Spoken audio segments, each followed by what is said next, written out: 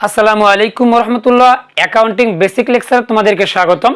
আজকে আমি কথা বলবো জাবেদার অন্যতম একটি গুরুত্বপূর্ণ অংশ, অর্থাৎ অধিকাংশ জাবেদা যে বিষয়টাকে কেন্দ্র করেই সম্পাদিত হয় সেটি হচ্ছে ক্রয় এবং বিক্রয়।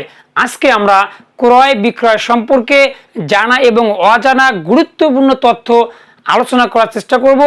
অবশ্যই তোমরা সম্পূর্ণ ক্লাসটা জুড়ে আমার সঙ্গে থাকবে এবং তোমরা নতুন টেকনিক, নতুন ফর্মুলায় ক্রয় বিক্রয়ের গুরুত্বপূর্ণ তথ্যগুলো জানতে চেষ্টা করবে। শুরুতেই যারা আমার চ্যানেলটিতে সাবস্ক্রাইব করে রেখেছো অসংখ্য ধন্যবাদ। যারা করনি এখনই একটি সাবস্ক্রাইব করে পাশে থাকা বেল বাটনটি বাজিয়ে রাখো যেন আমার লেকচারগুলো তোমাদের কাছে সবার আগে আগে পৌঁছায়। So dear students, let's get down. আমরা ক্রয় এবং বিক্রয় নিয়ে একটু ভিন্ন আঙ্গিকে আজকে কথা বলবো। আমি দেখো এখানে রেড পেনে লিখে রেখেছি দুইটি শব্দ, মাধ্যম এবং উপকরণ। আমরা আজকে এই দুইটা জিনিস শিখবো ডিপেন্ডলি ভাবে। মাধ্যম বলতে আমি এখানে কি বুঝিয়েছি, আমরা যে ক্রয় করে থাকি, যাই করি না কেন ক্রয় করে থাকি কিংবা বিক্রয় করে থাকি সেটা কয়টি মাধ্যমে সম্পাদিত হয় এই বিষয়টি ক্লিয়ারলি তোমাদেরকে বুঝাবো। এবং দ্বিতীয় নাম্বারে লিখে রেখেছি উপকরণ। আমরা এই যে আমাদের ক্রয়ের কাজ কিংবা বিক্রয়ের কাজ যে সম্পাদন করে থাকি সেটা কিসের উপর বা কি কি আমরা ক্রয় বিক্রয় করে থাকি এই দুইটি বিষয়।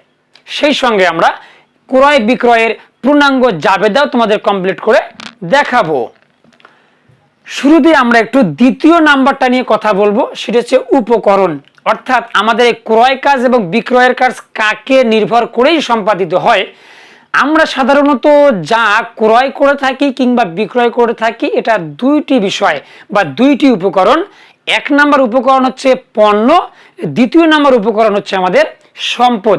আমি আবারও বলছি, আমরা সাধারণত যা ক্রয় কিংবা বিক্রয় করে থাকি এটি দুইটি উপকরণে বিভক্ত। এক নম্বরে পণ্য, আরেক নম্বরে সম্পদ। আমরা এখানে লিখে রাখতেছি, অর্থাৎ ক্রয় কিংবা বিক্রয় আমরা কয়টি জিনিস করে থাকি, আমাদের উপকরণ কয়টি? দুইটি। এক নম্বরে হচ্ছে পণ্য, আমরা পণ্য ক্রয় করি বা বিক্রয় করি, আবার কখনো সম্পদ ক্রয় করি বা বিক্রয় করি। আশা করছি বিষয়টি তোমরা ক্লিয়ার। এটা কিন্তু খুবই ডিপেন্ডলি একটি তথ্য যেটা বিভিন্ন ধরনের এডমিশন টেস্টে আসে। আমাদের আজকের মূল আলোচনা সেটা হচ্ছে মাধ্যম। আমরা এই যে পণ্য ক্রয় কিংবা বিক্রয় করি, সম্পদ ক্রয় কিংবা বিক্রয় করি, এটা মূলত কয়টি মাধ্যমে বা কয়টি পন্থায় আমরা সেটা সম্পন্ন করি। আমরা যখনই কোনো কিছু ক্রয় কিংবা বিক্রয় করি সেটা সর্বোচ্চ তিনটি মাধ্যমে কিংবা তিনটি পন্থায় করা যায়। সে মাধ্যম তিনটি কি কি? এক নম্বর মাধ্যম আমাদের নগদে, অর্থাৎ আমরা পণ্য বা সম্পদ ক্রয় করি কিংবা বিক্রয় করি সেটা হতে পারে কিসে? নগদে। দ্বিতীয় নম্বর মাধ্যমটা আমাদের হতে পারে চেকে। চেক মানে কি? চেক মানে কিন্তু ব্যাংক, অর্থাৎ ব্যাংকের মাধ্যমেও সম্পাদিত হতে পারে। তৃতীয় নাম্বারটা, অনেক সময় আমরা পণ্য কিংবা সম্পদ ক্রয় বা বিক্রয় করে থাকি সেটা নগদেও করা হয় না, চেকের মাধ্যমেও করা হয় না, সেটা কিসে করা হয়? সেটা করা হয় ধারে বা বাকিতে। আশা করছি তোমরা এই বিষয় দুটি ক্লিয়ারলি বুঝতে পেরেছো। আমি আরো একবার অ্যানালাইসিস করতেছি।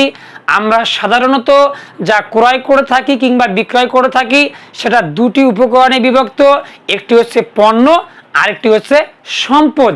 এই পণ্য এবং সম্পদ আমরা ক্রয় করি কিংবা বিক্রয় করি সেটা তিনটি মাধ্যমে। কয়টি মাধ্যমে? তিনটি মাধ্যম।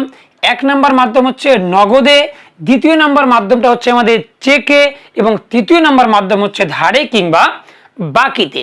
এখন আমরা দেখব যে আমাদের এই পণ্য ক্রয় কিংবা বিক্রয়, সম্পদ ক্রয় কিংবা বিক্রয়ের জাবেদা কিভাবে নির্ণয় করতে হয়।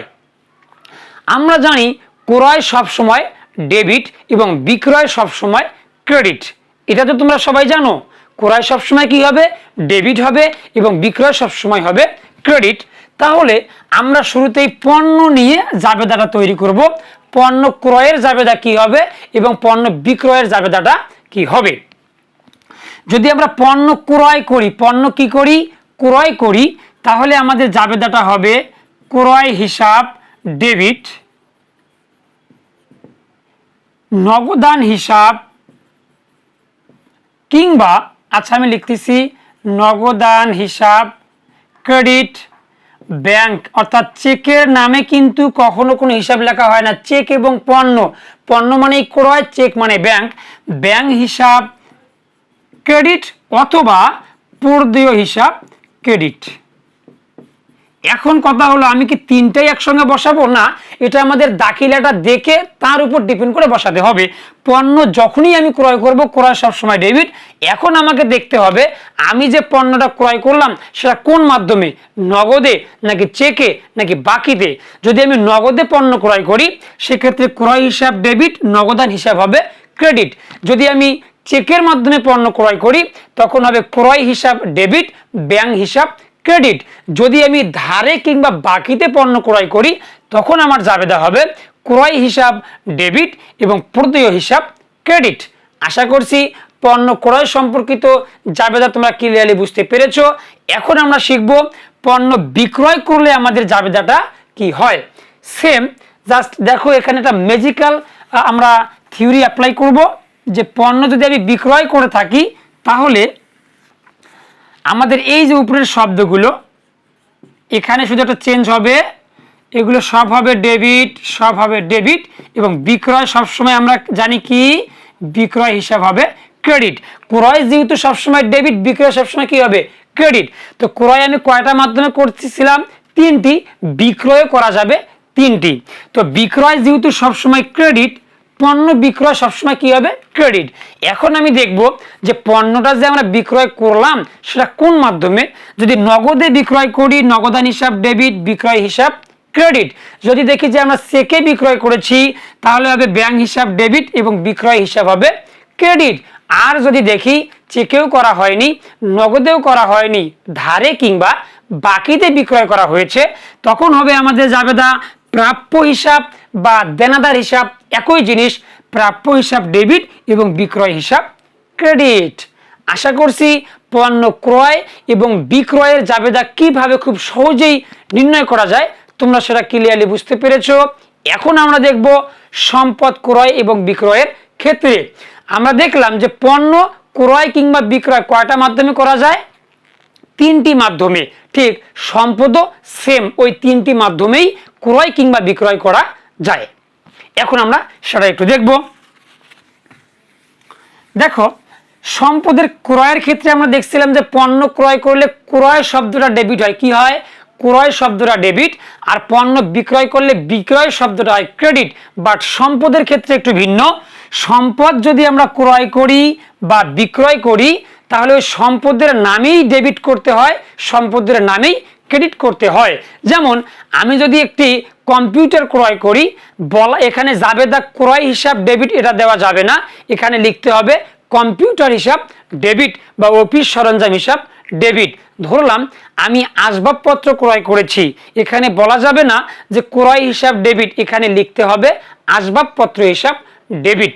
অর্থাৎ সম্পদ ক্রয় করলে যেই সম্পদটা আমি ক্রয় করব সেই সম্পদের নামেই হবে ডেবিট। ওকে, তাহলে সম্পদ যদি আমি ক্রয় করি আমাদের কি হবে ওই সম্পদ হিসাব ডেবিট। এখানে আবার সম্পদ হিসাব দেওয়া যাবে না, যেই সম্পদটা আমি ক্রয় করব সেই সম্পদের নাম। যন্ত্রপাতি হলে যন্ত্রপাতি হিসাব ডেবিট, আসবাবপত্র হলে আসবাবপত্র হিসাব ডেবিট, মোবাইল ফোন হলে মোবাইল ফোন হিসাব ডেবিট, এসি হলে এসি হিসাব ডেবিট।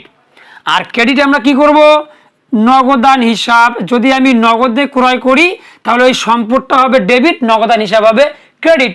যদি আমি চেকের মাধ্যমে ক্রয় করি তাহলে ব্যাংক হিসাব হবে ক্রেডিট আর ওই সম্পদটা হবে ডেবিট। যদি আমি বাকিতে সম্পদটা ক্রয় করি তাহলে ওই সম্পদ হিসাব হবে ডেবিট এবং প্রদেয় বা পাওনাদার হিসাব হবে ক্রেডিট। আশা করছি বিষয়টি ক্লিয়ারলি বুঝতে পেরেছো।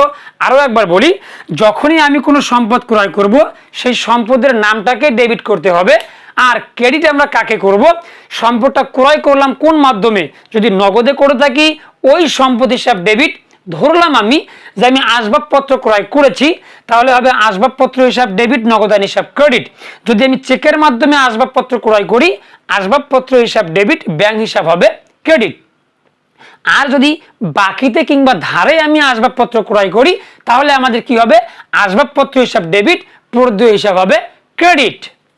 এখন যদি আমরা বিক্রয় করি তাহলে আমাদের কাজ কি? সেম। সম্পদ ক্রয় করলে সম্পদটা ডেবিট হয়, আর বিক্রয় করলে সম্পদটা কি হয়ে যায়? ক্রেডিট। সম্পদ আমরা তিন ভাবে যেমন ক্রয় করতে পারি, বিক্রয় কত ভাবে করা যায়? ওই তিন ভাবেই করা যায়। যেমন দেখো,